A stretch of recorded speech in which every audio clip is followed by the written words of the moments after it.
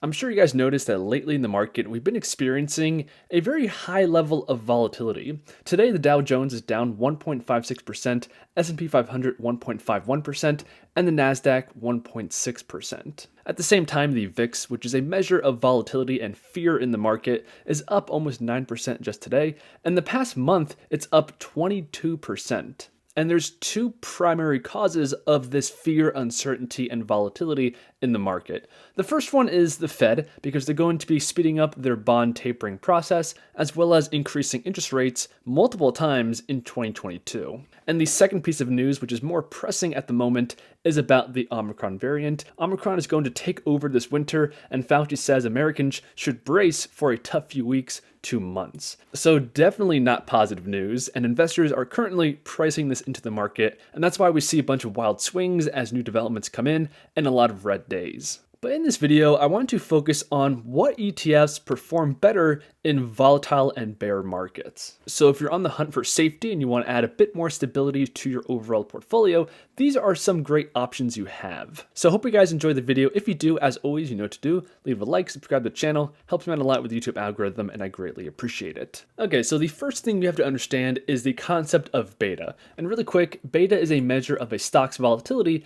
in relation to the overall market. So by definition, the market, such as the S&P 500, has a beta of 1. Roughly speaking, a security with a beta of 1.5 will have moved an average of 1.5 times the market return. So if you're looking for low volatility investments, the beta is a fantastic measure to look at. This is an article about how beta varies by sector. So sector ETFs provide a convenient way to break out the sectors of the US equity markets by dividing the S&P 500 into 9 sectors. The traditional sectors are consumer discretionary, consumer staples, energy, finances, healthcare, industrials, materials, technology, and utilities. And the great thing about this infographic is right here in this column, this is the beta of the sectors. So at a glance, this tells you what sectors of the economy have less volatility. And we can see here that healthcare is only 70% the beta of the market. And this is both a good and a bad thing because in a bull market, you're only going to capture roughly 70% of the upside. But if you're expecting more volatility and pain in the market, this could insulate you from some of that. And taking a step back from the numbers,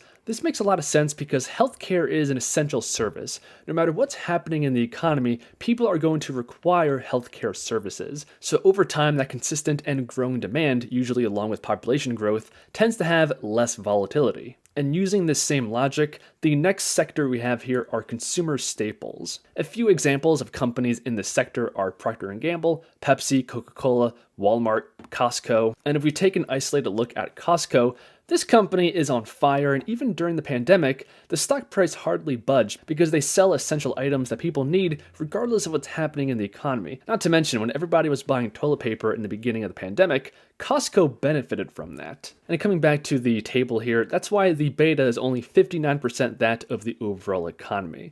And that leads us finally to utilities, which has the absolute lowest beta here at only 48% of the overall market. So you guys should see the trend by now.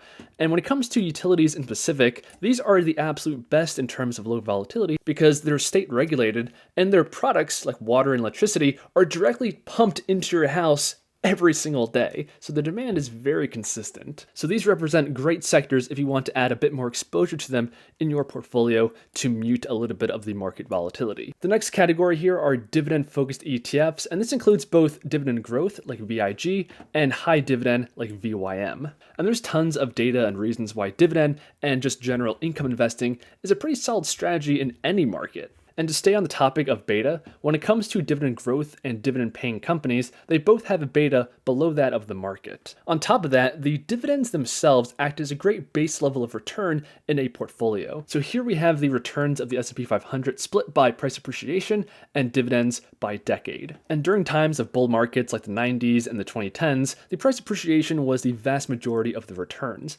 But other decades that experienced more volatility like the 2000s and the 1970s, the vast majority of the returns came from the more stable and predictable dividend payments. And finally, this shows the returns of a $10,000 investment in the S&P 500 from 1960 to 2020. The gray line is the price appreciation of the market, and this blue line, which is significantly higher, is the price appreciation as well as dividends reinvested. So we can see the massive impact of reinvesting and compounding dividend payments over time. I mentioned that in comparison to price action, dividends are way more stable, and this is the data to back that up. So the average peak S&P 500 decline during various bear markets was around 31%, and the average dividend decline was about 2%. So all of that data leads me to believe that dividends are one of the best ways to hedge against volatility in the market. Now, following that, we just have broad market indexes like the S&P 500. Investing in these is the advice of Warren Buffett, as well as many other extremely respectable names. And the core reason why index investing is so effective is because you're investing in the overall economic output of society, and over time, as technology increases and population goes up, that output tends to also go up. And that leads to more productive companies and higher stock market valuations. A quick little comparison I want to do is with WCLD, which is a concentrated tech ETF focusing on cloud computing. And in 2020, it way outperformed the market. But if we zoom into just the past 12 months, it has severely underperformed the market, down almost 8%, while the market is up 23%. Now, I do think this ETF is very high quality and in the future will continue to grow even more. But in comparison, the indexes are just way more stable, and you don't have to worry about being left behind if one sector does underperform the market. All right, now the next one here I have are risk managed income ETFs. And the example I have here is NUSI. Another one I would add to the list is XRMI and QRMI. And the way these work is very simple. So here's a visualization of how they operate. And all they do is they sell call options, they use some of the income to buy protective put options, and the rest of the money is paid out to you in the form of dividends. And these give you extremely solid downside protection because of the put options. So in the case of QRMI, the put option is 5% out of the money. So during the time frame, in this case 1 month, if the price of the underlying asset, which in this case is the Nasdaq 100, if the price crashes more than 5%, you reserve the right because of the put option to sell it back at this level. And if we look at the price history of NUSI, we can see how it hit this hard bottom and the put options came into play during the pandemic. So ultimately, these assets are designed to move sideways with very minimal up and down movements while paying you a hefty dividend, in the case of NUSI, about 7.5%. So this is yet another great option if you want to add it to your portfolio to help minimize volatility. Now, I want to finish off this video with a specialty ETF that's designed for black swan events, and the ticker symbol is SWAN. If we look at the price history of this asset, it is the definition of stable. Even back during the pandemic, it did have some downward price action, but it was very minor. The index's investment strategy seeks uncapped exposure to the S&P 500 while buffering against the possibility of significant losses. Approximately 90% of the Black Swan ETF will be invested in U.S. Treasury securities, while approximately 10% will be invested in SPY leap options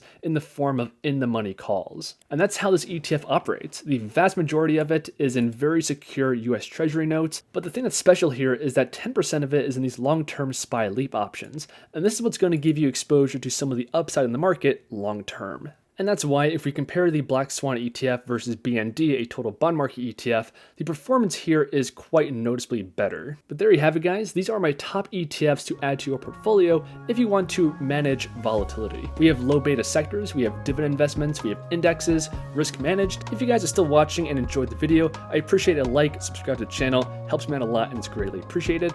But regardless, I'll see you guys in the next one.